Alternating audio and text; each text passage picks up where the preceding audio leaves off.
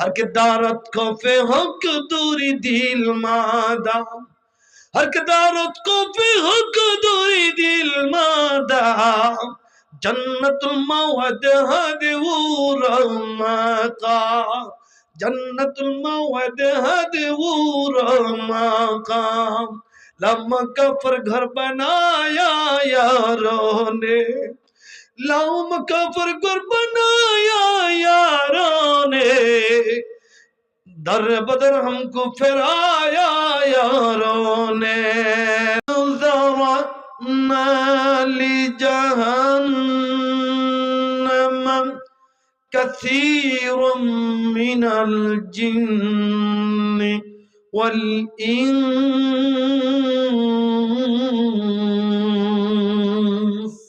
আল্লাহ পাক বলছেন ও মানুষ বহু জিন ও ইনসানকে আমি সৃষ্টি করেছি দোজখের জন্য। অবাক করা কথা, তাহলে আমি তো বসে আছি জান্নাতে, একবার হুজুর যাবই যাব, নামাজ না পড়লেও হুজুর ঈমান ঠিক আছে, এরকম বলে কি বলে না? এর মানে আশায় বসে আছে, নামাজ না পড়লে কি হবে, ঈমান কিন্তু হুজুর আছে, জান্নাতও কিন্তু হুজুর একবার যাবই।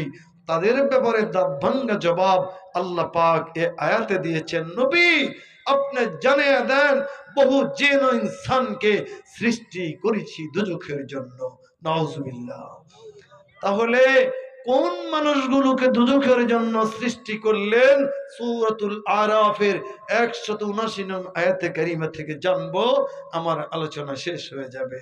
কথা তো বুঝলেন? তাহলে নাম্বার 1, লাহুম কুলুবুল লা ইয়াফকাহুনা বিহা,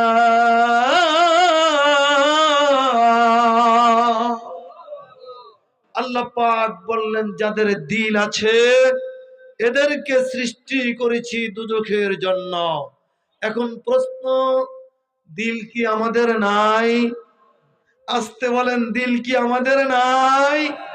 তাহলে আল্লাহ পাক যে বললেন যাদের দিল আছে তাদেরকে সৃষ্টি করেছেন দুজখের জন্য, তাহলে বিপদ এখন দিলওয়ালাদের উপর, ঠিক না?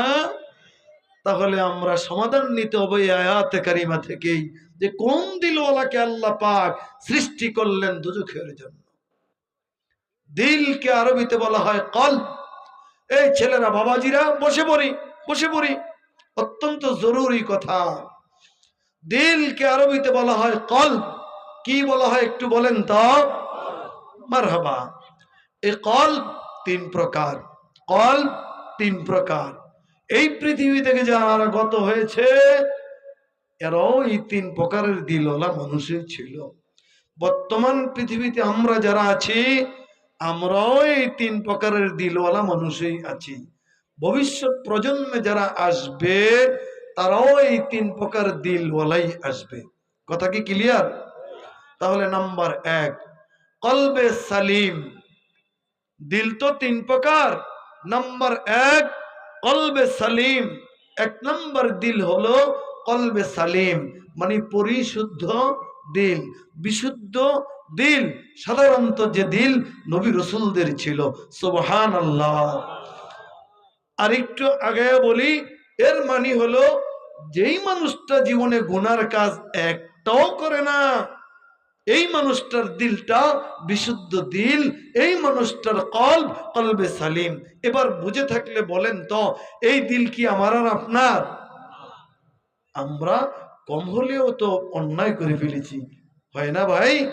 তাহলে কলবে সালিম তো যারা অপরাধ জীবনে করেই না, এমন মানুষের দিল হলো কলবে সালিম।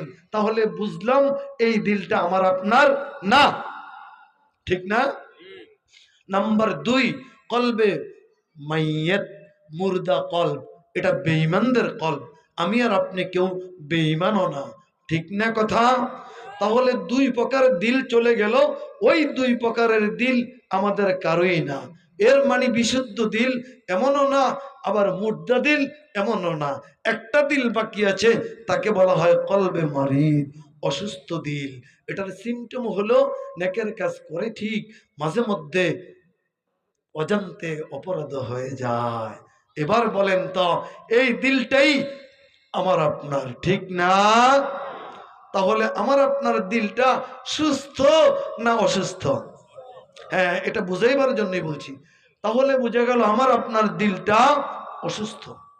বলেন তো, দেহ অসুস্থ হলে কোথায় যায়? হাসপাতালে, তাই না?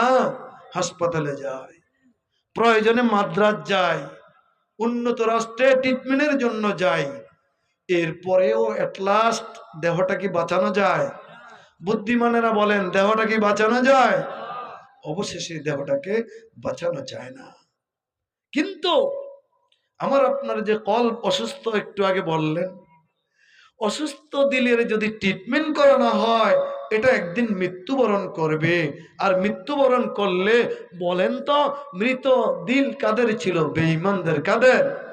তাহলে আমার দিল যদি, আমি শেষ নবীর উম্মত হওয়ার পরেও আমার দিল যদি মৃত্যুবরণ করে, এটা কি মেনে নেওয়া যায়? অসুস্থ দিলের ট্রিটমেন্টের জন্যই এই জাতীয় ওয়াজ মাহফিল, এগুলো অসুস্থ দিলের ট্রিটমেন্টের হাসপাতাল। কথা বলেন ঠিক কিনা? তাহলে এই হাসপাতালে আসবে কারা? যারা এই কথাটা অন্তত বুঝছে, মাইকের আওয়াজটা অন্তত কানে গেছে, যে অসুস্থ দিল মৃত্যুবরণ করলে তো বেঈমানদের সাথে আমার হাসর হবে, এটা তো মেনে নেওয়া যায় না। অসুস্থ দিলওয়ালাদের ট্রিটমেন্ট যেহেতু ধর্মীয় এই মজলিসে হয়, আমি তো যাওয়া দরকার, ঠিক না? মা বোন যারা বাড়িতে আছেন, ছেলেদেরকে পাঠিয়ে দেন, স্বামীকে পাঠিয়ে দেন, দিলকে ট্রিটমেন্ট করে নেওয়া হোক। না হয় দিল মৃত্যুবরণ করবে, মৃত্যুবরণ করার পর কয়দিন পর ওই ইসরায়েলের বেঈমানদের মতো জঙ্গিবাদিত্ব ঘরেই আরম্ভ করবে। কথা বলেন ঠিক কিনা? কারণ যাদের দিল মৃত্যুবরণ করে, এরাই ডাইল খায়, ইয়াবা খায়, মদ খায়, এই খায়, সেই খায়, ওই খায়। কথা বলেন ঠিক কিনা? যাই হোক ভাইয়ারা আমার, তাহলে বুঝাতে চাইলাম, আল্লাহ পাক বললেন, লাহুম কুলুবুন লা ইয়াফকাহুনা বিহা, আমি দিলওয়ালাকে সৃষ্টি করেছি দুজখের জন্য। নাউজুবিল্লাহ। তাহলে দুইজন দিলওয়ালার উপমা দিব। একটা হলো কোন দিলওয়ালাকে আল্লাহ পাক জান্নাতের জন্য বানালেন, আর কোন দিলওয়ালাকে আল্লাহ তাআলা জাহান্নামের জন্য বানালেন। আলোচনা শোনার পর সিদ্ধান্ত নিব, যেই দিলওয়ালা মানুষটা জান্নাতি মানুষ, ওই দিলওয়ালার জীবনকে অনুসরণ করব, আল্লাহর জান্নাতের মেহমান হব। কথা ঠিক কিনা? বসে পড়ি ভাই। মসজিদে নববীতে একজন যুবক ইবাদতে কাটাতো, রাত গভীর হলে বাড়ি চলে যেত, কারণ বৃদ্ধ পিতা অসুস্থ, সেবারও তো প্রয়োজন। কিন্তু আসা যাওয়ার পথে একজন কুচক্রী নারীর বসবাস। ওই নারী যুবককে যতই ফুসলাতে লাগলো, যুবক নারীর কথায় পরে যায় না, কারণ যুবকের দিলটা ছিল সুস্থ দিল, বিশুদ্ধ দিল। সুবহানাল্লাহ। যার জন্য একদিন যায়, দুদিন যায়, আর কয়দিন মেনে নেওয়া যায়। হঠাৎ করে একদিন নারীর কথায় যুবক পিছে পিছে যায়, নারী আগে আগে যায়। নারীর ঘর পর্যন্ত পৌঁছার পর বলল, যুবক, এই ঘরটাই আমার।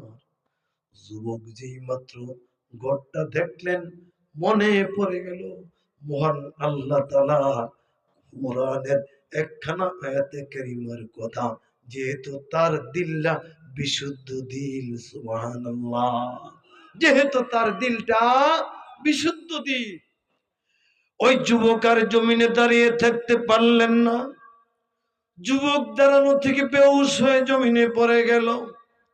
লোকেরা ধরাধরি করে পিতার নিকট নিয়ে গেল। রাতের এক ভাগ চলে যায়, যুবকের জ্ঞান ফিরে না। দুই ভাগ চলে যায়, জ্ঞান ফিরে না। তিন ভাগ চলে যায়, জ্ঞান ফিরে না। রাতের শেষ ভাগে যুবকের জ্ঞান ফিরলে পরে বৃদ্ধ পিতা বলল, সন্তান তোমার কি হয়েছে? সন্তান সবকিছু খুলে বলার পর বলল, পিতা মা, আল্লাহ তাআলার এক আয়াতে কারিমা মনে আসার পর আর জমিনে দাঁড়িয়ে থাকতে পারি না, বেহুশ হয়ে মাটিতে পড়ে গেছি। বৃদ্ধ পিতা বলল, সন্তান, কোন আয়াতে কারিমা তোমাকে বেহুশ করে দিল? কোন আয়াতে কারিমা তোমাকে অপরাধ থেকে বাঁচিয়ে দিল? একটু আয়াতে কারিমাটুকু তেলাওয়াত করে আমাকে শোনায়া দাও। সুবহানাল্লাহ। এবার ছেলে তেলাওয়াত করা আরম্ভ করে দিলেন। ইন্নাল্লাযীনা ইত্তাকাউ ইযা মাসসাহুম তায়িফুম মিনাশ শাইতান তাযাক্কারু ফাইযা হুম মুবসিরুন।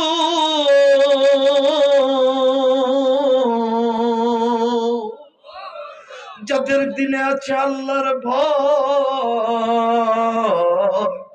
যাদের দিলে আছে মালিকের ভয়, এমন মানুষগুলো যখন শয়তানের পদাঙ্কে পড়ে যাওয়ার সম্ভাবনা হয়, ওই মানুষগুলো তখন তাযাক্কারু, আমার আল্লাহকে স্মরণ করে। বিপদে পড়লে কাকে স্মরণ করব বলেন তো? মুসিবতে পড়লে কাকে স্মরণ করব? সুখেও আল্লাহকে স্মরণ করব, দুঃখেও আল্লাহকে স্মরণ করব। হরদম ডাকো আল্লাহ বান্দা, গাফিল থাইকো না। গজল আছে না, যে হরদম ডাকো আল্লাহর বান্দা, গাফিল। রনে জনে বন জঙ্গলে, রনে জনে বন জঙ্গলে আল্লাহ ভুইল না। হরদম ডাকো আল্লাহর বান্দা, গাফিল থাইকো না। সবকিছু ভুলা যায়, মালিককে ভুলা যায় না। কথা বলেন ঠিক কিনা? অতএব কারণে ভাইয়েরা আমার, ওই যুবক পুনরায় তেলাওয়াত করার পর আবার জমিনে বেহুশ হয়ে পড়ে যায়। প্রতিবেশীরা বলতে লাগলো, যুবক, তুমি যুবক মানুষ, আর মাটিতে পড়ে থেকো না। কারো কথাই যুবক শুনে না। বৃদ্ধ পিতাও গিয়ে বলল, এরে সন্তান, তুমি তো আমার যুবক সন্তান, মাটিতে ভাবে পড়ে থাকবা, মেনে নেওয়া যায় না। একটু উঠো, মাটি থেকে উঠে বসো। না, খবর নাই, খবর নাই। আল্লাহ তাআলার গোলাম একজন যুবক মানুষ হলেও যেই মাত্র আল্লাহ তাআলার কোরআনের আয়াতে কারিমা পুনরায় তেলাওয়াত করতেছিলেন, মালিকের ভয় তার দিলকে ফাটিয়ে দিল। মালিকের ভয় তার দিলকে চৌচির করে দিল। আল্লাহর গোলাম দুনিয়ায় নাই, আল্লাহর ডাকে সাড়া দিয়া ওপারে চলে গেছে। যুবক ইন্তেকাল হয়ে গেছে। যুবকের কি হয়ে গেছে? ইন্তেকাল হয়ে গেছে। রাতের গভীরে যুবকের গোসল হলো, কাফন দাফন সবকিছু রাতেই সম্পূর্ণ হলো। দিনের বেলায় আমিরুল মুমিনিনের নিকট খবর গেল যে মসজিদে নববীর ওই যুবক তো এভাবে রাতে ইন্তেকাল করেছে। বলে, আমাকে বললা না কেন? বলে, আপনি অদ্য জাহানের বাদশাহ, একটু রাতে রেস্টে থাকবেন, ডিস্টার্ব হবে মনে করে জানেন। আমিরুল মুমিনিন বলল, ও মদিনার মানুষেরা, যুবকের কবরটা কই? আমি আমিরুল মুমিনিনকে দেখে দাও। আমিরুল মুমিনিন যুবকের কবরের পাশে দাঁড়া বলে, যুবক, যে দিলটা নিয়ে কবরে গেলা, এলাকার যুবকরা বিনীত ভাবে অনুরোধ করব, ঘরে থাকবা না, রাস্তাঘাটে থাকবা না। তোমাদের মতো একজন যুবকের আলোচনায় চলছে, কথা বলেন ঠিক কিনা?